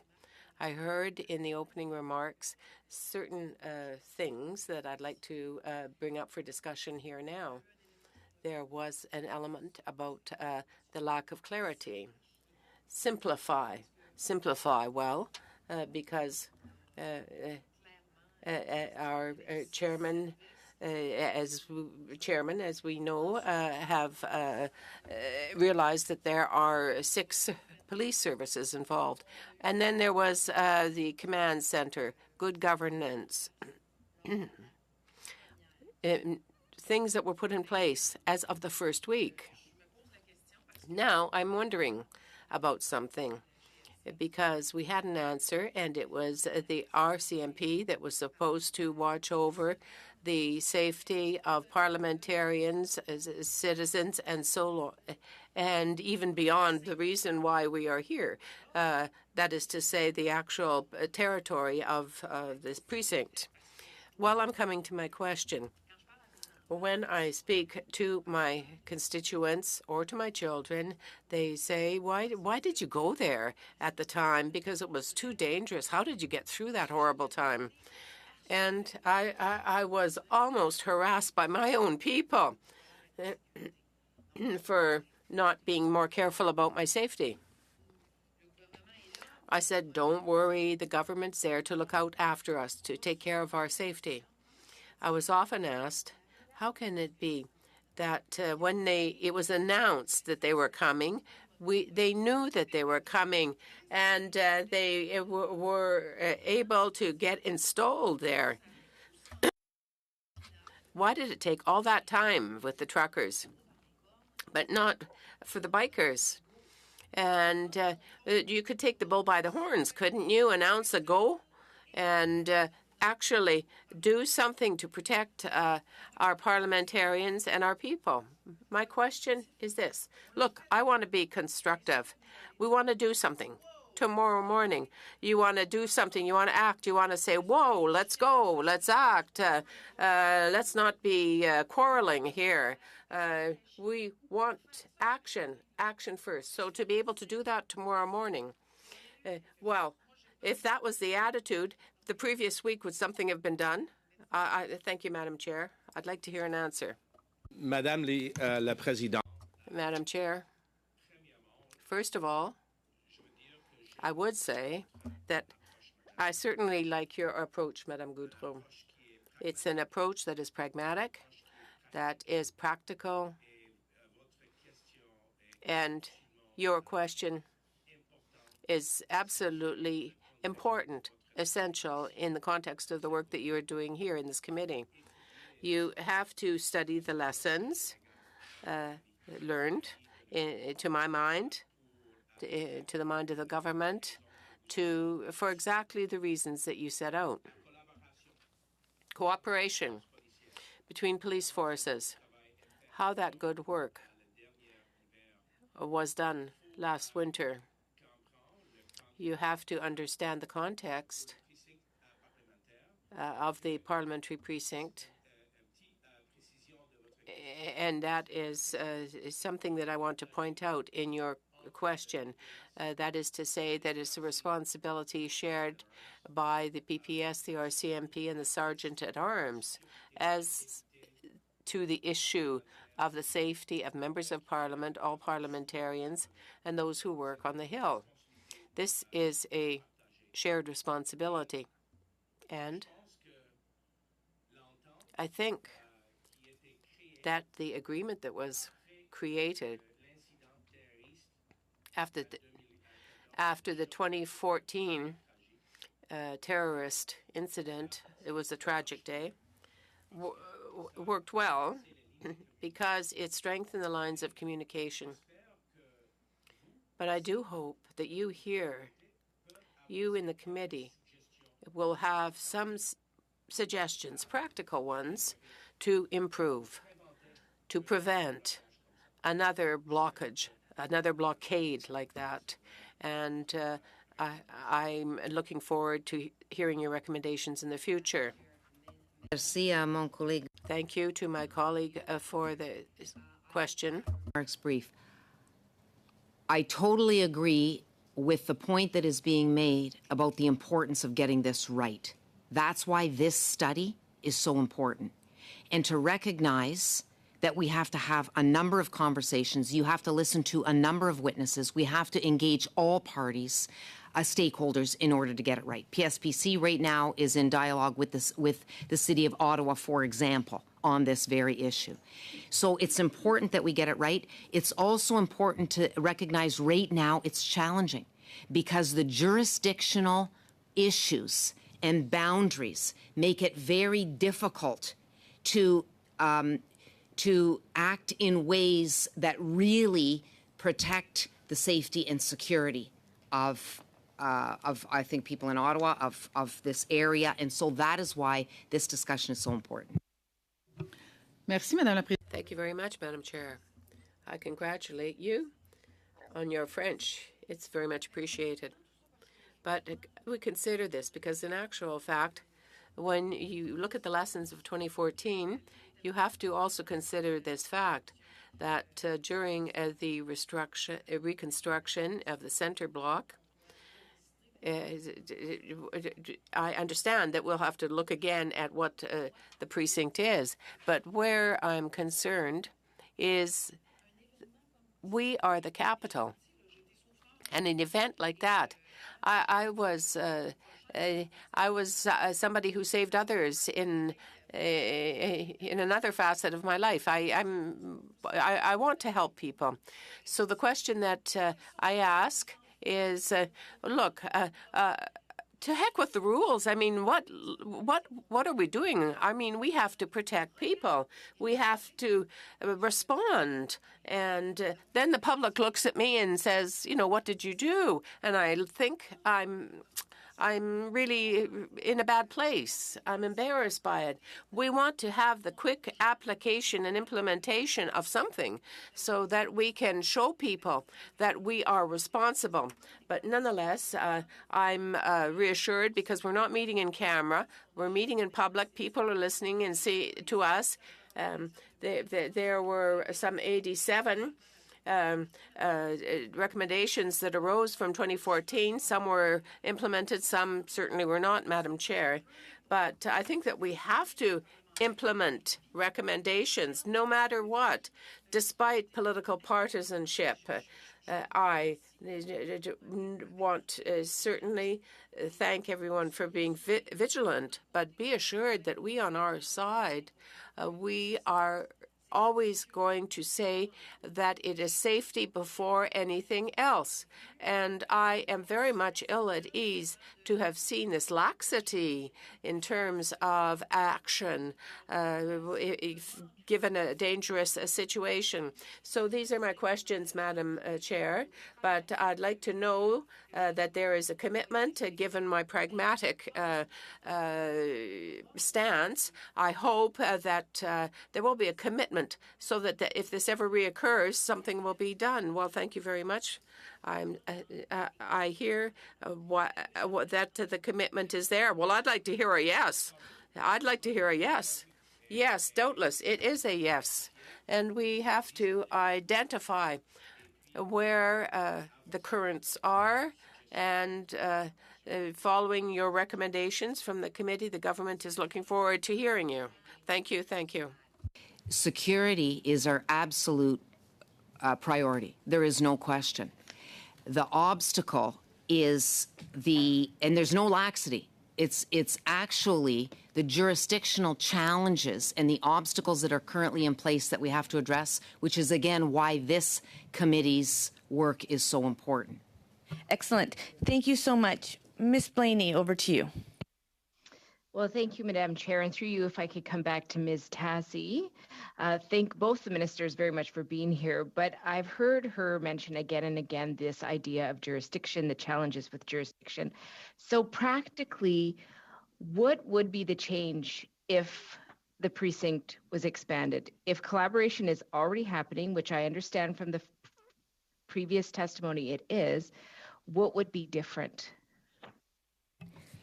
Well, thanks, Madam Chair, for the opportunity to respond to that question. So, and it's a good question. So, in terms of the work that this committee is doing, I think first and foremost we have to determine what is the end objective. What after consultation with all partners, what exactly do we want the precinct, the parliamentary precinct, to look like? Do we want it to expand? What do we want Wellington Street to look like? What do we want Sparks Street to look like? So these are determinations that have to be made in order that we can look at a path forward to implement an approach that is supported in collaboration and in partnership. Thank you, Madam Chair. And if I can go back to Minister Tassi again, I would assume that through this process of all changes that are happening to the precinct, there is conversations that are happening with the Indigenous people of this land, and I thank you for acknowledging them in the beginning of your comments. So if the precinct does increase, if that is a process that is moved forward with, what will be the discussions that happen with the Indigenous community of this territory, and of course, what will happen to the building that is there for the Indigenous community? I think that is something that is on my mind. If this changes, what does that mean for that resource? Okay, thank you, Madam Chair. Very important questions.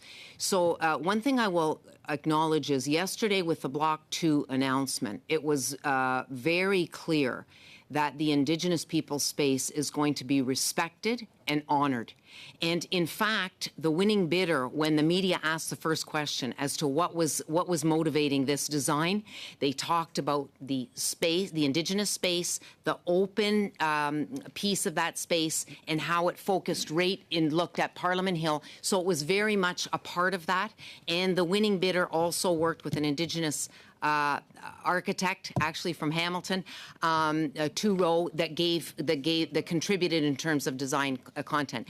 With respect to the question of dialogue, these conversations have to take place. And I'm happy to turn it over to my officials to talk about what they see in the number of conversations, but you're absolutely right. Conversations with Indigenous peoples in that space in order to determine what does closing Wellington Street mean? How does it impact that space? What are we going to do in order to ensure that whatever the plans are for that space, that they are honored and respected with respect to the pathway that we are moving forward? These are all discussions that are extremely important, and there's many partners. I mean, you have Parliament, you have PMO, you have the Privy Council, you have PSPC, you have the NCC, you have the City of Ottawa. Then you have all the policing jurisdictional issues that vary, right? PPS is one, RCMP is another, City of Ottawa is the streets.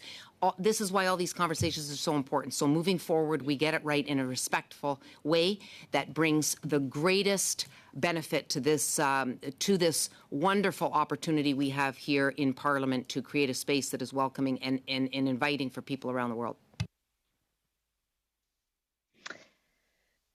Well, thank you for that. If I could come to Minister Mendicino, I'm just really curious. We know that there is continuing to be conversations about jurisdiction and who did what and when and what this should have looked like and how collaboration between all of the different police forces should happen in the future. But I'm just wondering, if the precinct is increased, what will be the potential costs for the PPS? And has there been any discussions about what that would look like and what next steps would need to happen? Madam Chair, through you to Ms. Blaney, I think that is a very pertinent question because as this study undertakes its work in exploring potential enlargement of the parliamentary precinct, there may very well be cost implications, as you allude to. So I do think that is a consideration to take into account if this committee makes that recommendation. I would simply encourage you, Ms. Blaney, and others of the committee to carefully consider how the different mandates work. And this is what we mean when we say interoperability. So for the PPS, the primary mandate, as we all know, is protection, not enforcement of the law. In other words, not charging, arresting, but rather keeping all of us who work on the Hill safe. It is when you have an emergency like last winter where there needs to be cooperation between the PPS and the police of jurisdiction so that there can be enforcement. And even as you look at the perimeter and a potential expansion of that, I do think, again, as you, I think, are implying in your question, that we carefully plot out resources so that there can be that high degree of communication and cooperation to prevent another kind of public order emergency of the magnitude that we saw last winter from occurring again. Well, thank you for that, Madam Chair. And if I could ask the Minister a following question, which is, it would be helpful to have some sort of stance of what resources would be included. If the committee is going to make wise recommendations, then knowing the costs associated with that would be really helpful. So hopefully your department can give us something so that we have that to consider. But it does go back to the question that I asked Minister Tassi earlier around the precinct. And we know that there was a lot of challenges with jurisdiction. We heard that from many people during the occupation. I think, you know, for me, I also want to recognize that I saw a lot of challenges, especially for people living with disabilities moving around that space. I had many confrontations in my ways in and out talking about if they could just move their vehicles a few feet, it would make accessibility a lot easier, and did not get very positive feedback from those folks at all, which was frustrating. But I'm just, if we could go back to that part of, could you get us some sort of costs? And the other part is, if this does grow, if that is something the government takes on, what will be the fundamental change in terms of jurisdiction and debating who does what and when? Through you, Madam Chair, to Ms. Blaney, I think that is an entirely reasonable request, and I know that between and other colleagues who also have a direct line of sight to the Parliamentary Protective Service, I think we'd be happy to share that information with the committee so that your deliberations can be properly informed. Yes. Excellent. Thank you.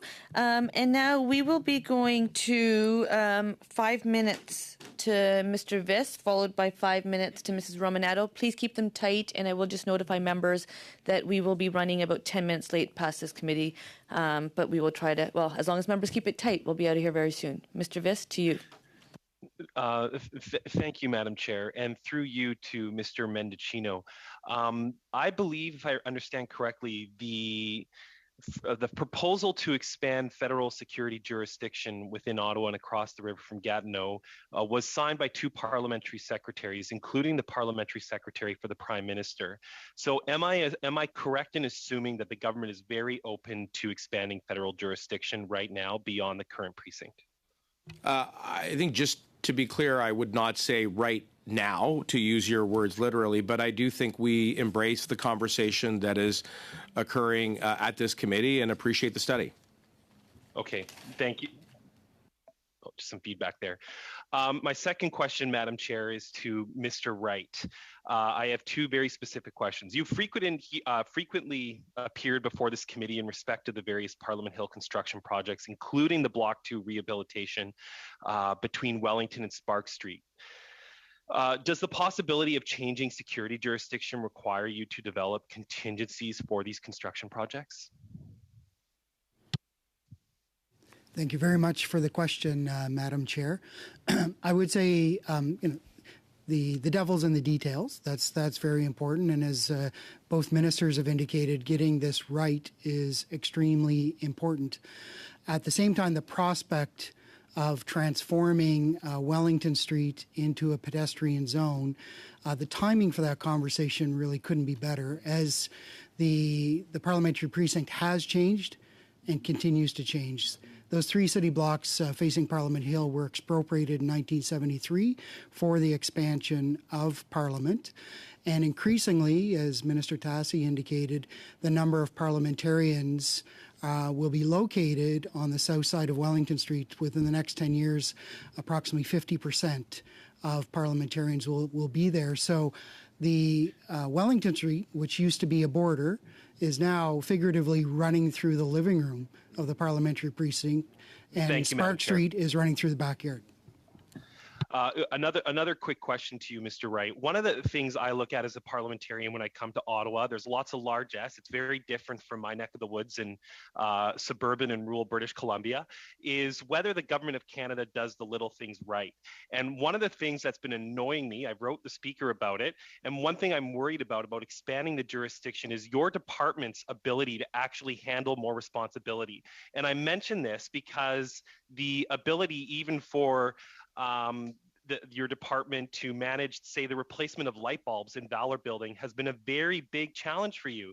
In fact, for 6 months, I've been waiting for new light bulbs, as has many other parliamentarians in the Valor Building, and your department hasn't been able to fix that problem. So why should the people of Canada entrust your department with an expanded jurisdiction when some of the little things, like lighting in an existing building, are so hard to accomplish? So I'm just going to pause the time and just remind us that we go through the chair, because otherwise it sounds really like personally, like Mr. Wright's going to go and change the physical light bulb himself. And I have the utmost respect for Mr. Wright. I have no doubt. And so I just want to remind us, Mr. Wright.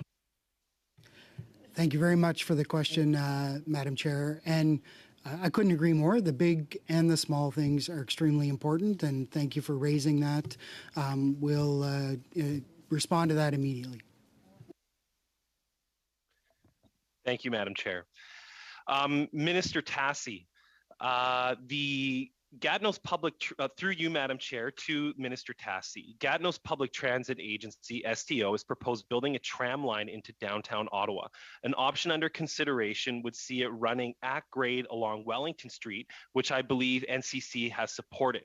That option makes the pedestrianization of Wellington Street a likely outcome, which naturally resolves many of the security concerns we've been discussing today, not to mention it saves hundreds of millions of dollars by not digging a tunnel under Sparks Street. Minister, do you endorse this option for Gatineau's tram? Would I endorse... Through you, Madam Chair. Yeah, Madam Chair, what I would endorse is to ensure that the project office that has been opened under PSPC and included in our budget, in order to ensure that studies are refreshed, that this subject is looked at, and that we determine what is the best pathway forward. And that's why, again, this point that I'm making about ensuring that we're talking to all stakeholders, we're looking at the long-term vision and plan, we're looking at all the projects that are on the table as we move forward, that all this is considered as we move forward. And of course... Thank you, Madam Chair. One other very important quick question to the Minister, Madam Chair. Madam Chair, Minister Tassi has responsibility for Ottawa's interprovincial bridges, either through the NCC or directly with her department. Under the proposal to have multi-provincial jurisdiction for federal security, would the minister be proposing any changes with respect to the bridges which connect Gatineau and Ottawa? Again, when we're looking at this, we have to ensure that we are looking at each of the things that are being proposed and what the impacts of those proposals are. The project office is open. They are looking at these very issues, and so it's important that we support their work, and we will continue to support their work. Excellent. Thank you. Thank you, Madam Chair. Thank you, Mr. Viss. Thank you, ministers and officials, for your great exchange. Mrs. Romanado, 5 minutes to you. Thank you very much, Madam Chair, and I'd like to thank the witnesses for being here today. And through you, my first question is to Minister Tassi. Welcome to PROC. And as the minister responsible for the long-term vision plan, what we did hear a little bit about was Sparks and Wellington. But I have a question. When looking at the map that was provided to us by PPS, between the Prime Minister's office and the Senate building, there is a very important piece of land. Very, very important to me, and that is the War Memorial. And what we saw during the illegal occupation to the War Memorial was absolutely devastating to those who are military families and to Corporal Nathan Cirillo's memory. And so I'd like to know if there are any plans in terms of the jurisdiction that is currently responsible for the War Memorial to make sure that what happened during the occupation never happens again. So through you, Madam Chair, thanks for that very important question. Nathan Cirillo, of course, was from Hamilton, and so we know the importance of this specific site, that what it means to people and how important it is. But this is a perfect example of why this committee is doing extremely important work, and we need to look at pathways forward. The War Memorial presents an interesting case because, as I have said, it used to be owned by 4 different landowners. Now it's 3. The memorial itself belongs to PSPC. But you think of the jurisdictional challenges when you have 3 landowners having to make decisions as to moving pathway forward. Ultimately, we were asked in PSPC to construct a barrier, a fence. It took time because we had to ensure that everyone was supportive of that it was respectful, and that was the pathway forward. But that's why I see an opportunity here to look at in this study is to look at what should the parliamentary precinct entail.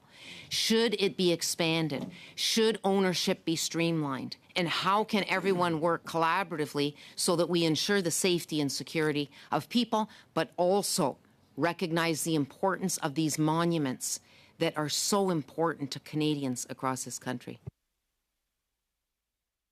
Very much, Minister. So I'll now go to Minister Menachino. In that same vein, you mentioned Rideau Centre, you mentioned the LRT line. We also know that National Defence Headquarters is above Rideau Centre. And so I'd like to get any comments from you on the impact of the occupation, the shutdown of the LRT, the shutdown of Rideau Centre in terms of National Defence employees to be able to do their work, and how is that considered something that we should be thinking about in terms of the expansion of the precinct? Madam Chair, through you to Ms. Romanato, I can do no better than to adopt the words of the Canadian Association of Chiefs of Police, who said, and I quote, that they were responding to an unprecedented set of demonstrations, protests, occupations, and acts of civil disobedience. When they say unprecedented, what I take them to mean is never in the history of their professional experience have they seen a public order event of the size, scale, magnitude, and impact to people. And I think it is terribly important that we never, ever forget what occurred in the months of January and February, ever. It is still very difficult to describe the consequences of the illegal blockades and occupation, not only in the nation's capital, but at ports of entry in border communities across this country. I remember being engaged by our colleagues like Mr. Nakfi, Minister Fortier, so we can't underestimate the impacts on the residents of this city. Thank you very much. And Minister Menachino, you referred to the 2014 attacks on Parliament Hill. And I'd like to ask the analysts if they could circulate to this committee the October 22nd, 2014 House of Commons Incident Report response summary. And I think it's helpful for us because to see what actually happened the last time there was an incident on the Hill, I think it would be very beneficial. And I believe it already exists in both official languages. If we could have that circulated to the committee, I think it would be beneficial for this study. Thank you. Thank you very much, ministers. Excellent. Thank you so much for that, and I'm sure the analysts look forward to circulating that around. On behalf of PROC committee members, I just want to thank both ministers for appearing. You have now become ministers 2 and 3 that have joined this invigorating committee, and we appreciate any insights you've provided. Please feel free to provide anything in writing should any thoughts come to mind that you think the committee should consider. With that, Mr. Thompson and Mr. Wright as well, thank you for your time and attention. Please all keep well and safe. Thank you, Madam Chair. Meeting adjourned.